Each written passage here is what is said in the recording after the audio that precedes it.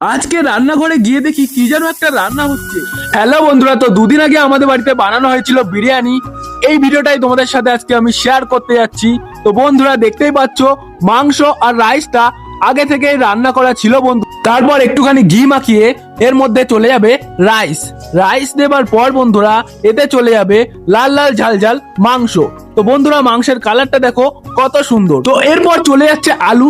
আলু না দিলে কিন্তু কলকাতা বিরিয়ানি একদমই জমে না। তো বন্ধুরা আলু তো বাঙালির সব রান্নাতেই দিতে হয়, সেটা তো তোমরা সবাই জানো।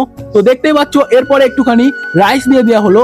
রাইস দিয়ে হাঁড়িটাকে ভর্তি করে দিয়ে তার ওপর ঘি গুলোকে ছড়িয়ে দেওয়া হলো। তো বন্ধুরা এরপর হাঁড়িটা একটু দমে বসিয়ে কিছুক্ষণ রেখে দিতে হবে। তো দেখো অবশেষে বিরিয়ানি তৈরি হয়ে গেছে বন্ধুরা।